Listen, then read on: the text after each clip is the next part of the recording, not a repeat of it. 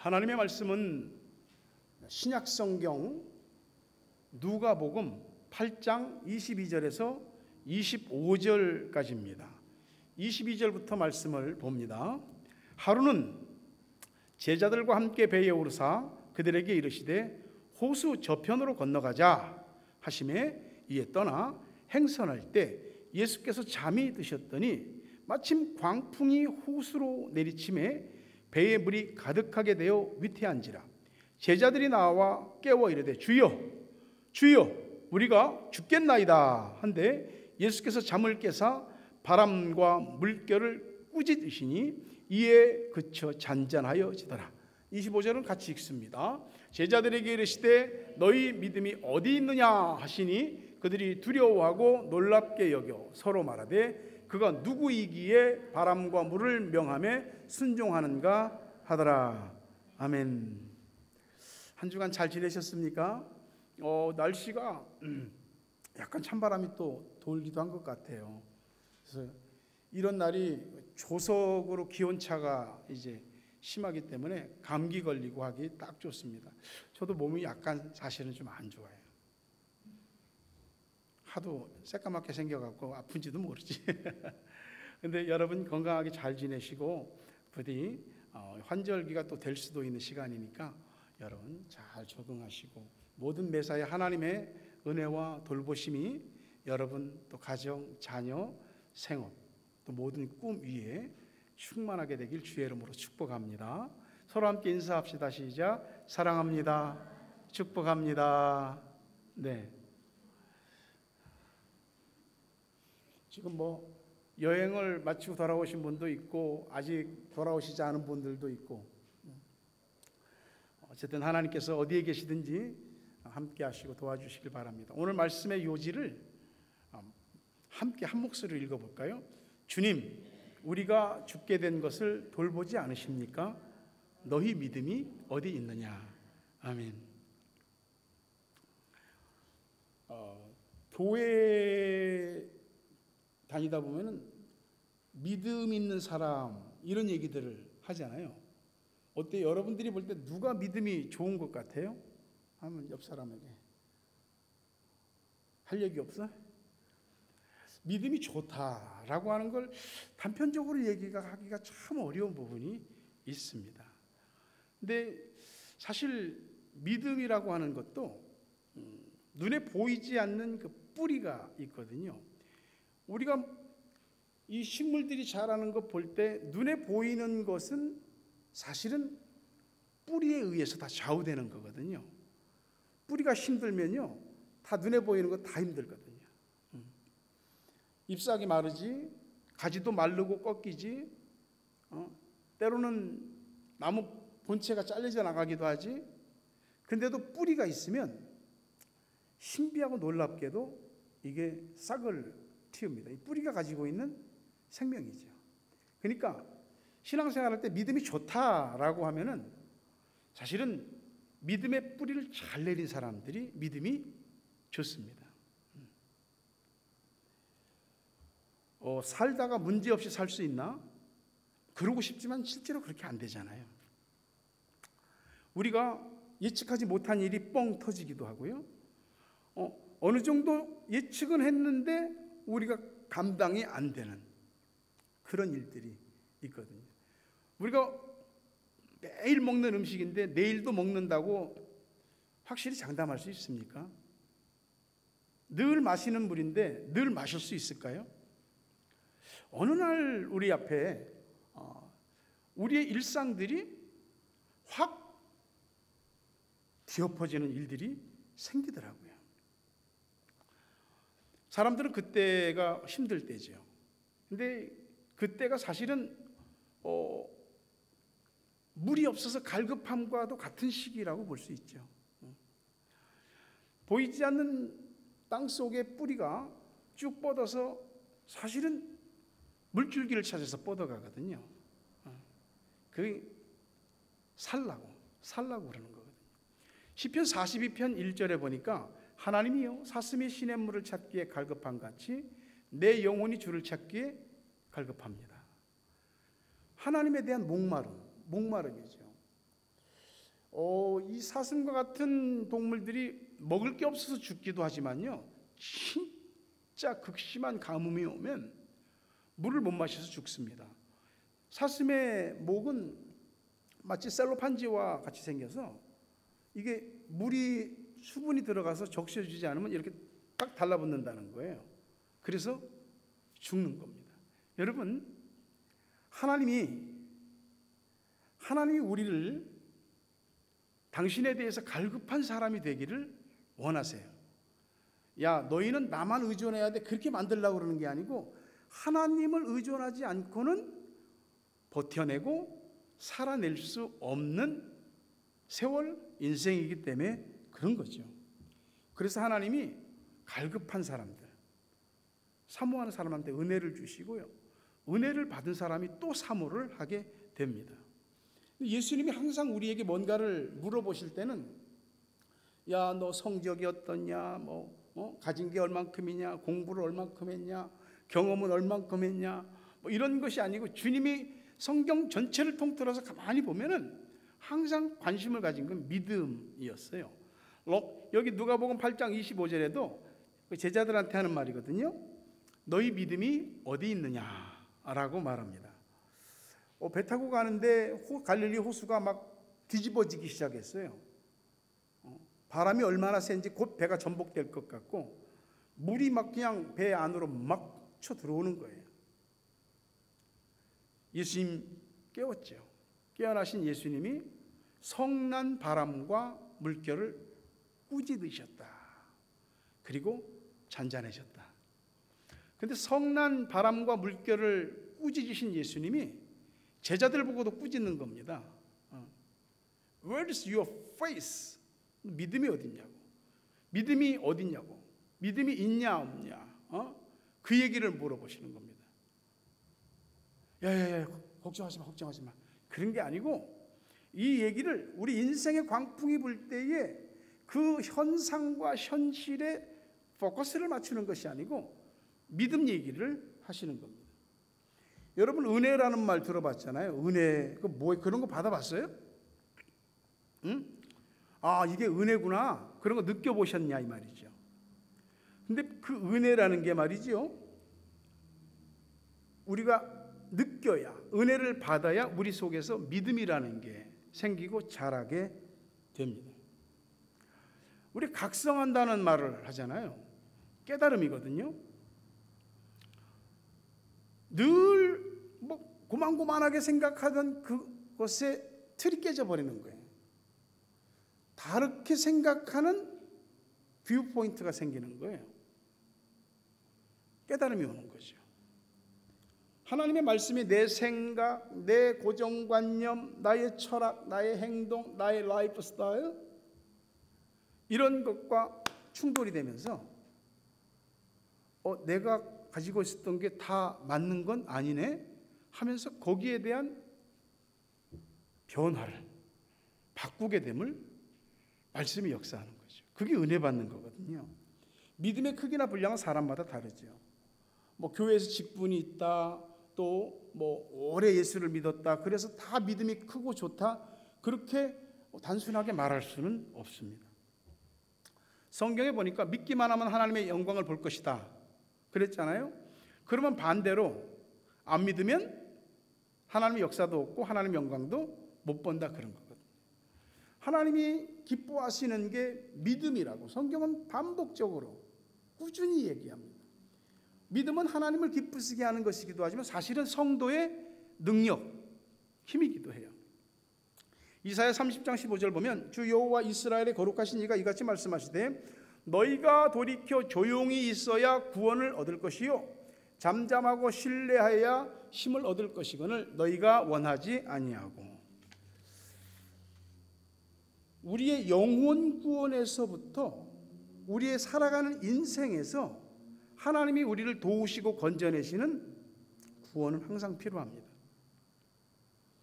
우리 현실에는 눈에 보이는 일들이 항상 우리 앞에 어른거리고 그게 우리 앞에 딱 버티고 있거든요.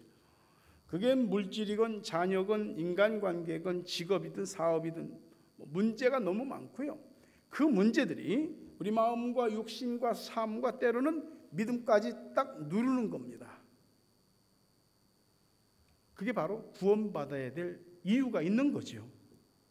근데 하나님께서 구원하시는데, 야, 지금도 하던 거에서 좀 돌이켜라.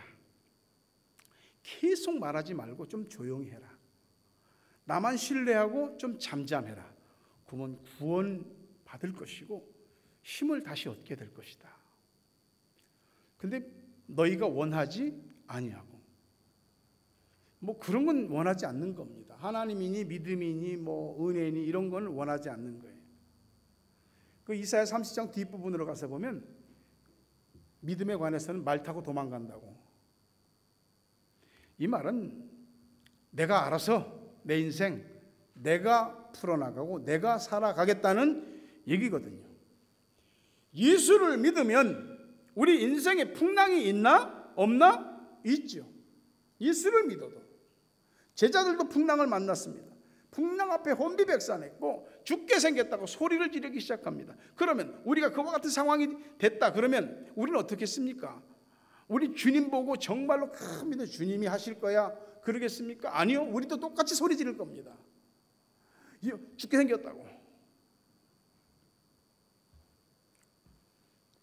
현실은 광풍이 불고 막 치고 올라온 물이 내 인생의 배 안으로 막 들어옵니다. 곧 가라앉을 것 같아요. 물 퍼내기 바쁩니다. 죽을 것 같아, 익사할 것 같다고요? 어찌 안 두렵겠어요?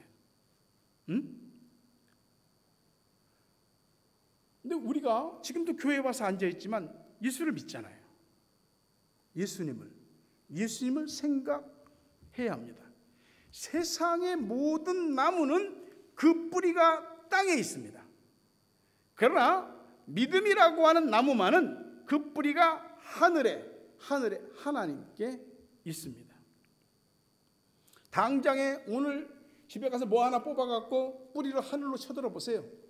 그거 죽습니다. 그러란 얘기입니까? 하나님이 나를 향해서 뿌리를 좀 뻗어라. 근데 솔직히 믿음의 뿌리를 하나님께로 향한다는 게 쉽지 않습니다. 왜냐하면 막상 현실이 딱 들이닥치면요 정신 못 차리거든요. 날마다 눈앞에 보이는 현실을 이렇게 치고 저렇게 치고 헤쳐나가기에 급급합니다. 믿음의 뿌리가 하나님에게 있는지 없는지 나 자신도 모를 정도로 혼란스럽고 힘들 때도 있습니다. 하나님은 우리가 믿음이 있는지 없는지, 우리가 믿음의 뿌리를 하나님께로 향하고 있는지 아닌지 그걸 확인하려고 때로 어려움을 허락하십니다. 그래서 결국은 하나님을 믿는 사람만 남는 거죠.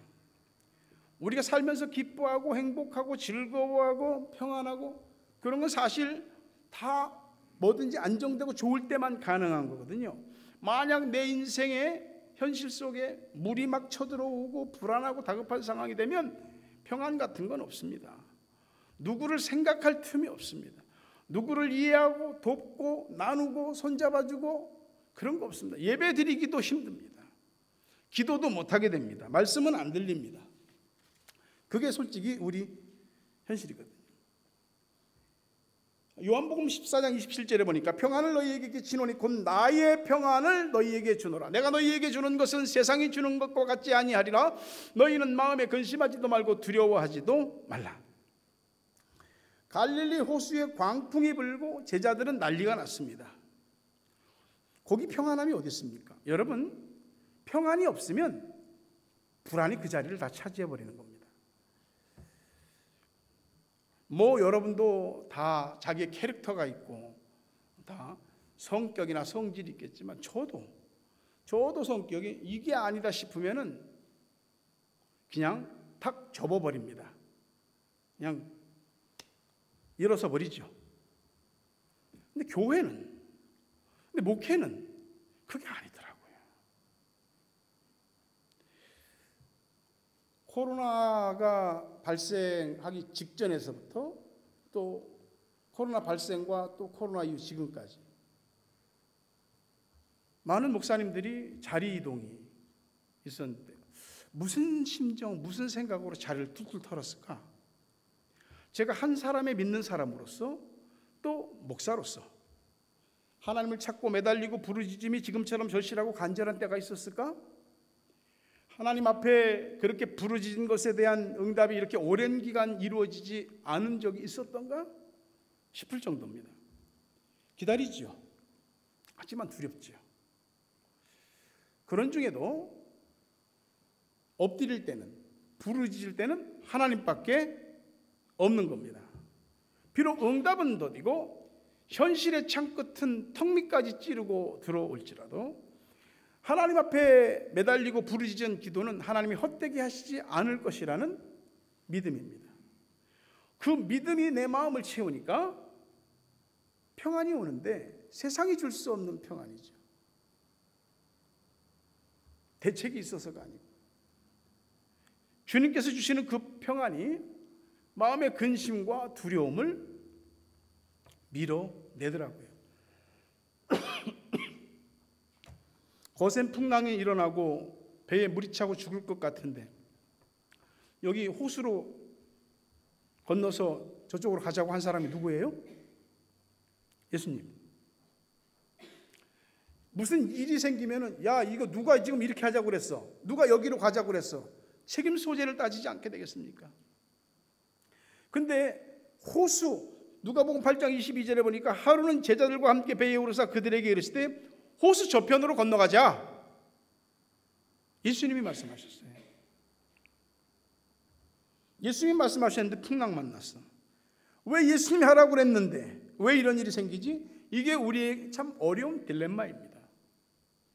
주님 믿고 말씀하신 대로 순종해서 했는데 어쨌든 했는데 현실은 풍랑이다 이 말이죠. 하나님이 말씀하셔서 한국에서 모든 것을 다 내려놓고 왔는데 개인보다는 항상 교회와 주님의 백성들에게 모든 초점을 맞추고 다 쏟아 부었는데 어디 놀고 먹고 구경하러 다니고 그런 데 빠지지 않았는데 교회, 교인들 그것밖에는 몰랐는데 제가 기도하다 그러는 겁니다. 근데 왜 주님 풍랑입니까? 근데 왜 풍랑입니까? 사람인데 왜 생각이 없겠어요? 믿음과 현실 사이에서 여러 가지 생각이 누구나 다 오고 가게 돼 있습니다. 믿음의 뿌리가 하나님께 있는 것 같았는데 어느 순간 내 생각으로 뿌리가 옮겨지게 되더라고요. 그런데 여러분, 우리 사는 세상은 하나님 말씀과 세상의 말이 공존하고 있어요. 하나님의 방식과 또 이 세상을 살아가는 지극히 인간적이고 현실적인 방식이 공존하고 있습니다. 이럴 때는 저렇게 하고 저럴 때는 이렇게 하고 나름 우리는 그 모든 것에 대한 자기의 매뉴얼이 다 있습니다. 그러니까 현실을 살아가는데 최적화된 방식, 이 땅의 원리에 익숙한 그런 것이 우리들에게 있습니다. 그게 우리의 마음속, 머릿속, 육신, 행동을 꽉 잡고 있습니다. 그래서 사실은 믿음이 있는 것 같은데도 이 세상의 말을 우리가 자꾸 가까이 하게 되고 또 세상의 방식들을 우리가 무시를 못하고 손을 대게 됩니다. 어떤 상황에서 하나님의 말씀이 있으면 예, 아멘 됩니까? 솔직히 잘 안 됩니다. 우리 생각, 결단, 약속, 의지 다 변합니다. 인간 그 자체가 변합니다. 그런데 하나님과 그분의 말씀은 변치 않습니다. 육체는 풀과 같이 마르고 꽃처럼 시들고 떨어지지만 오직 하나님 말씀은 영원하거든요. 그러니까 우리가 가지고 있는 모든 생각의 뿌리와 삶의 뿌리, 또 믿음의 뿌리가 어느 쪽으로 향해야 되겠는가? 주님이 말씀을 하셔도 우리들한테 막 강요하고 잡아끌지는 않습니다. 우리 모두가 결정하고 행해야 될 부분인 거죠. 뿌리 싸움을 하셔야 됩니다. 고린도전서 1장 28절 29절에 보니까 하나님께서 세상에 전한 것들과 멸시받는 것들과 없는 것들을 택하사 있는 것들을 폐하려 하시나니 이는 아무 육체도 하나님 앞에서 자랑하지 못하게 하려 하십니다.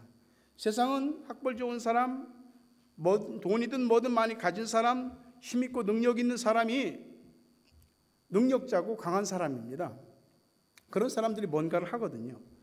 근데 하나님께서 사람을 선발하시는 것은 우리가 일반적으로 알고 있는 그런 이론이나 방식과는 다릅니다.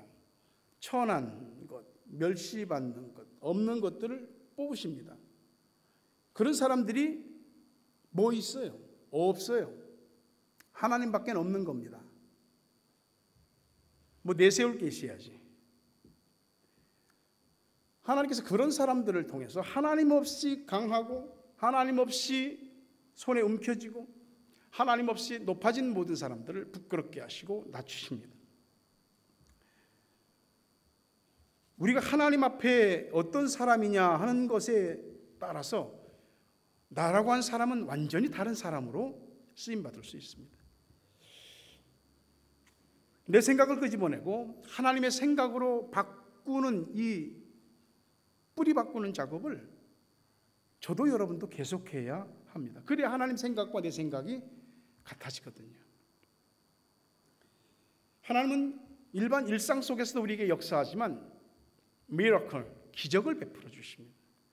우리가 뭐 동쪽에서 해가 떴다, 1 더하기 1은 2다, 이거를 갖다가 우리가 기적이라고 믿는다고 그렇게 말은 하진 않죠. 일상의 흐름이 완전히 바뀌는 역사, 내 모든 것들이 자연 법칙을 초월해서 확 새로워지는 역사, 그런 게 있어요. 그게 기적이거든요. 그 하나님의 기적이 나에게 일어나게 하십니다. 그것을 믿는 것을 하나님이 믿음이라고 여겨 주는 겁니다. 사람은 몸이 약한 사람도 있고 뭐 건강한 사람도 있고, 믿음도 그래요. 약한 믿음이 있고 건강한 믿음이 있고 그래요. 우리가 신앙생활의 뿌리를 행위에 두면 말이죠, 항상 나 이만큼 했는데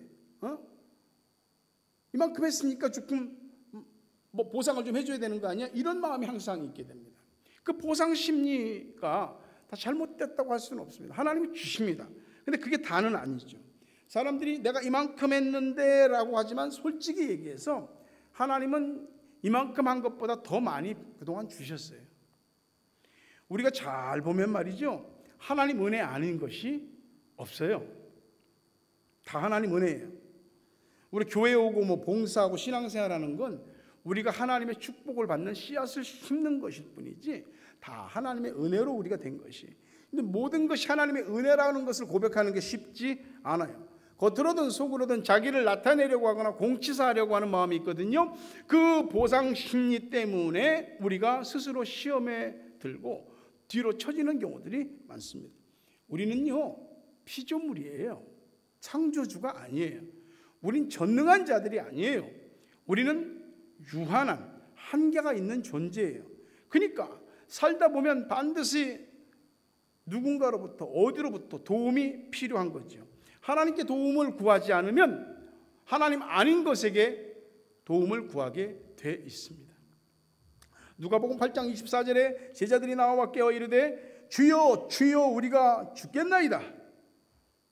Master, Master, we are going to drown. 지금 우리 익사하게 생겼어요. 비록 예수님께 꾸중 들었지만 예수님 깨웠고 살려달라고 간구하는 거죠. 우리가 현실의 어느 지점에서 지독한 외로움과 힘듦을 맞닥뜨렸을 때 누군가에게 손을 내밀고 싶어도 사실 손 내밀 데 없습니다. 그리고 손을 내민다고 손을 잡아줄 사람도 없습니다. 그게 우리가 인생의 풍랑을 만날 때 겪는 현실입니다. 그러니 어쨌든 주님을 깨워야 되죠. 죽겠습니다, 주님. 살려주십시오. 이사야 41장 10절에 두려워하지 말라, 내가 너와 함께함이라. 놀라지 말라, 나는 내 하나님이 됨이라. 내가 너를 굳세게 하리라. 참으로 너를 도와주리라. 참으로 나의 의로운 오른손으로 너를 붙들리라. 두려움과 놀라움은 우리 평생 동안 우리 안 떠납니다. 붙어 다녀요. 그거 아십니까? 하나님도 우리 안 떠나십니다. 나와 함께 하십니다. 나의 하나님이 되어 주십니다. 굳세게 하십니다. 도와주십니다. 붙들어 주십니다. 이 말씀을 전했을 때 아멘이 한 5-6번은 나왔어야 돼요. 그러지 않겠어요? 응? 아멘 해야 아멘 한 대로 됩니다. 이 아멘 하는 건 뭐 성격 문제가 아니라 난 조용한 사람이라. 아니요. 깨달음이 왔으면, 마음에 와닿은 것이 있으면 아멘 하셔야 되고, 또 하나님의 말씀이 한 번씩 전해질 때마다 아멘 아멘을 반복하셔야 됩니다. 그게 자기에게 이로운 겁니다. 히브리서 2장 18절에 그가 시험을 받아 고난을 당하셨은즉 시험 받는 자들을 능히 도우실 수 있느니라. 아멘 하셔야 됩니다. 예수님이 시험을 받으셨어요. 고난을 당하셨어요. 그러니까 우리가 받는 시험이나 고난이 어떤 건지를 잘 아세요. 그리고 그것을 능히 충분히 도우실 수 있습니다. 히브리서 4장 16절에 그러므로 우리는 긍휼하심을 받고 때를 따라 돕는 은혜를 얻기 위하여 은혜의 보좌 앞에 담대히 나아갈 것이니라. 또 아멘입니다.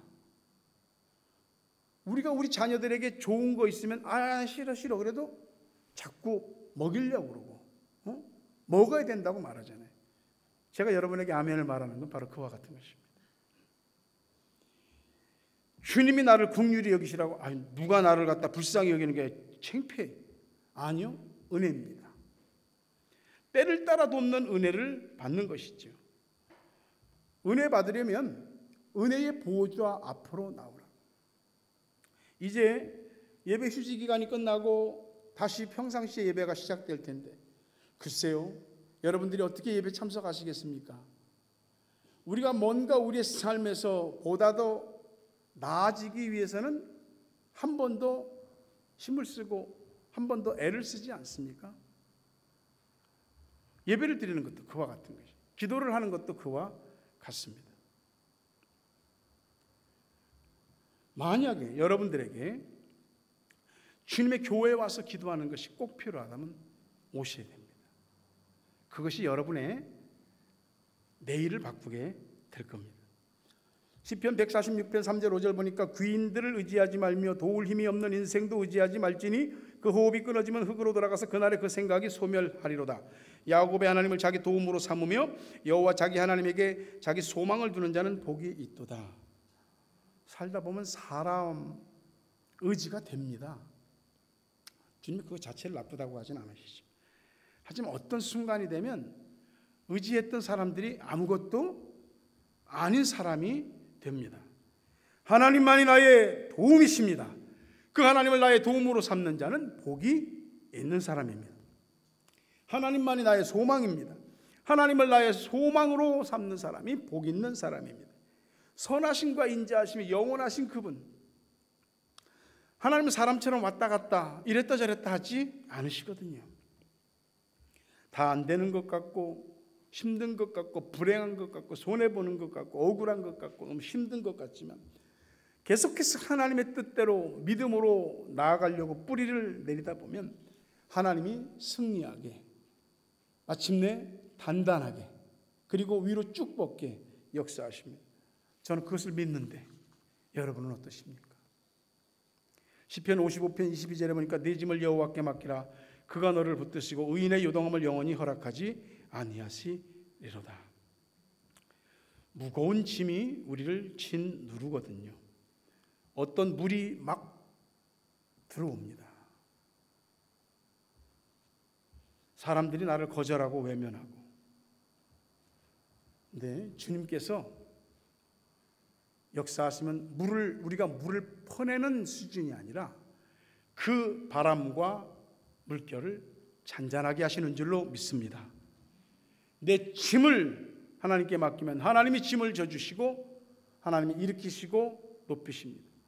사람 눈에는 엎친 데 덮친 격만 보이지만 상황은 더 나빠지는 것 같지만 그래도 결국은 답이 주님께 있습니다.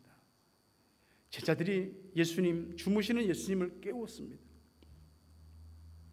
그 주님이 일어나서 일하시잖아요. 잘 보세요.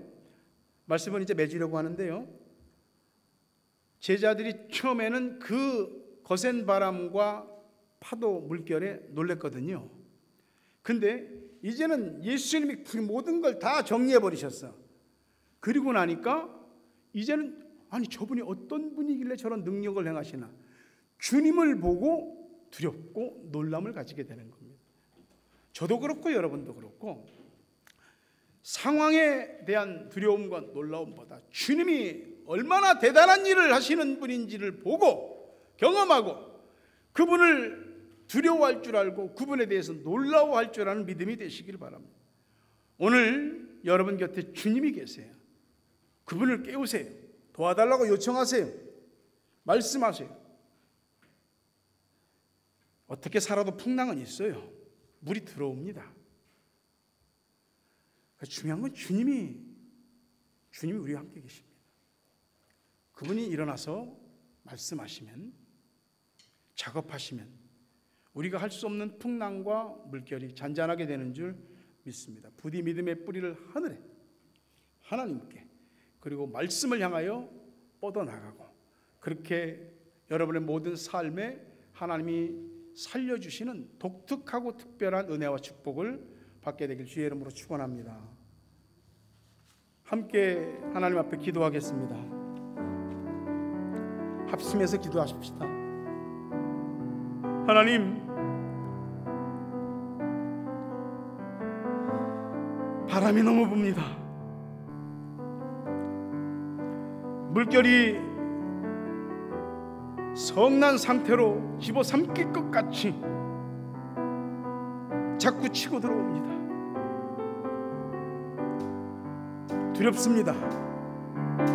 아버지 하나님, 어찌할 수 없음을 주님 앞에 고백하오니 주님 일어나시옵소서. 바람과 물결을 꾸짖으시고 잔잔하게 하여 주시옵소서. 믿음의 뿌리, 항상 믿음을 물어보시는 주님께, 우리의 믿음의 뿌리가 주님께로 향하고 있다는 것을 우리가 행할 수 있도록 도와주시옵소서. 믿음의 뿌리를 잘 내려야 때를 따라 은혜와 도움과 복을 받고 세상이 줄 수 없는 평안을 얻게 되는 줄 믿습니다. 믿음의 뿌리를 잘 내리고 하나님의 은혜로 살아가는 우리 모두가 될 수 있도록 인도해 주시옵소서. 주님을 바라봅니다. 도와주시옵소서. 아멘. 아멘. 구주여, 광풍이 불어 큰 물결이 일어나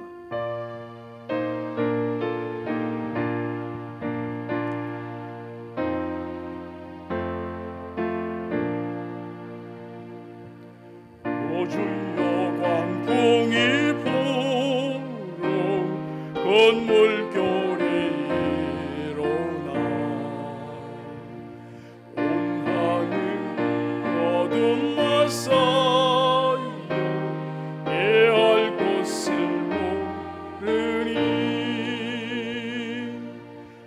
우리가 죽게 된 곳을 안 돌아보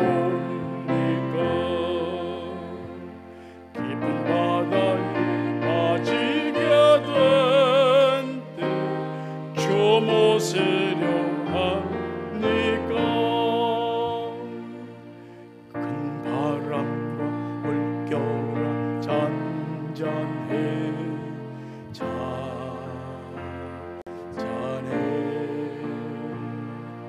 사납게 뛰노는 파도나 저 흉악한 바위가 아무것도 주평안히 잠들어 놓으신데 에어포널 능력이 약하다 주 예수 분파를 꾸짖어 잔잔해 잔잔해 주 예수 분파를 꾸짖어 잔잔하라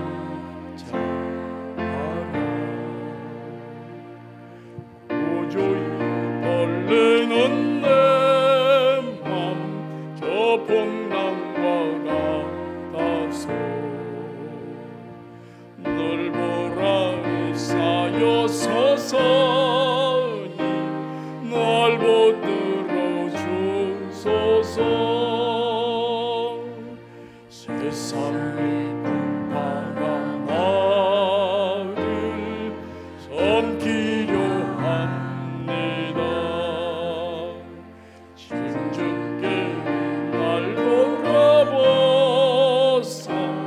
곧 구원해 주소서.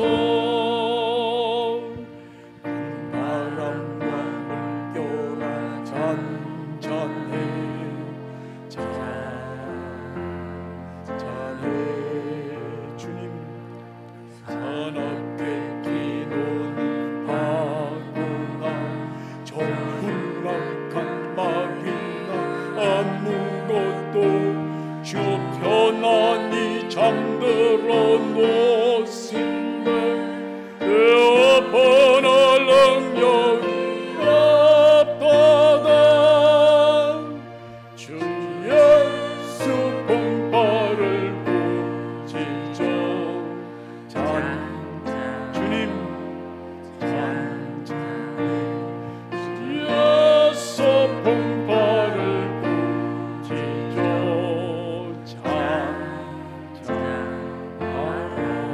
주님. 사나운 공이 저고 큰 물결이 넘치니 그 잔잔한 바다와 같이 내 마음이 변하다. 구주여 함께 계셔 떠나지 마소서. 복된 하루 즐거이 가서 그 언덕에 쉬. 함께 일어나겠습니다.